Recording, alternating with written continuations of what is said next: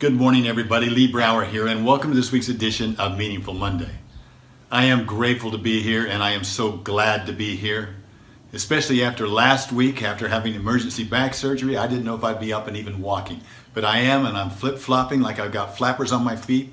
But I was able to get 11,000 steps in yesterday on the anniversary, or on Saturday of the anniversary of the surgery. I'm so grateful. I am just so grateful. Mother's Day, what a great day to reminisce upon your family.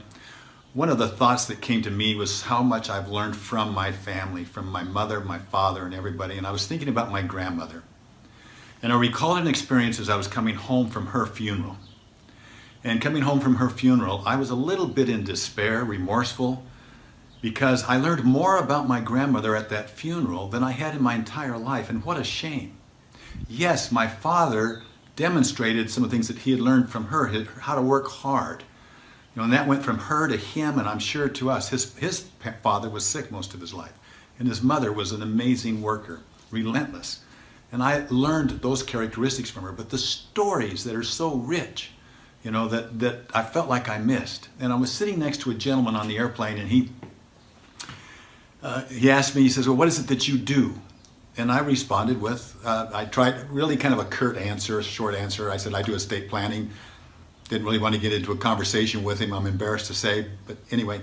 But he proceeded further, and he said, well, I've done that. He says, yeah, I've got all that done. And I said, really? What do you mean you've got it all done? What have you done? And he said, well, I've got estate trusts all set up for my children and my grandchildren so that their education, their houses are taken care of. I've taken care of them.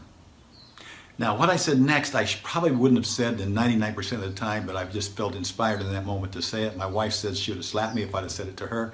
Some other people might have punched me or just ignored me. But I said to him, so you've stolen from them? And he said, what? I said, so you've stolen from them? He says, no, I haven't stolen from them. I've given to them. And I says, well, think about it. Is there anything in this life that you can't learn from?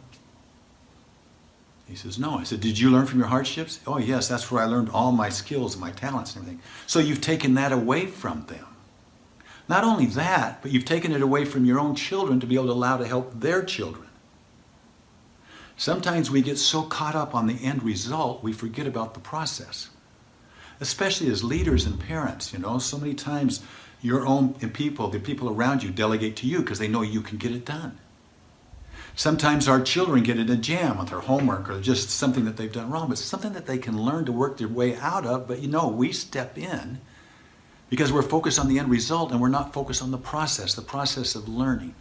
So the real question is how can we continue to learn? Another example of that happened this week was I had a conversation with one of my clients who's an extremely successful man in so many ways. Man, father, leader, business. And he attributes it to his father and his father's attitude growing up. And one example of that was when he and his sister were college age and they had a great idea. Their father was a manufacturer and he manufactured goods that were sold in retail stores. And they thought, why don't we have a discount sale? And we'll take some of his product and we'll put it into a hotel room and invite the public to come in and buy this wonderful product at a discount. And then whatever we sell, we'll pay him for, and then we'll give him back the product. And so he took it to father, and he says, okay, I'll support you on that under one condition. And the condition is that if you fail, you don't come to me to bail you out. They talked it over and said, okay. So that was the deal. With their first sale, the first time that they did it, they advertised, they sold one item. Now, did they go back to their father? They asked him, they said, he might have bailed us out. We don't know. But he set the rules and we agreed to it. So what we did was we got more creative. We knew we had to find a solution. So you see, helping the father's rules, his father's agreements, they weren't really rules, they were agreements. They allowed them to operate on their own and find their own solution. And they found a solution that worked. Yes, they had to go out and borrow more money, get more lines on their credit cards. But they knew that if they got the right advertising in the right place, they learned from their mistakes, that they would be able to be successful, and they were. And that was a lesson, just one lesson of many, that he shared with me in a point in time.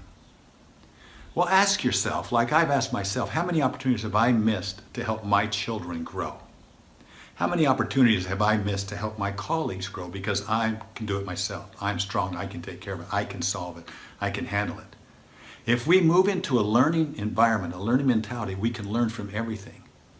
And we can learn from our misfortunes, just like what I had this last week. We can learn from our fortunes, we can learn from everything. But if we're truly leaders, we're going to help them learn. How can you help your children, your loved ones learn? How can you help your colleagues learn or your teammates learn?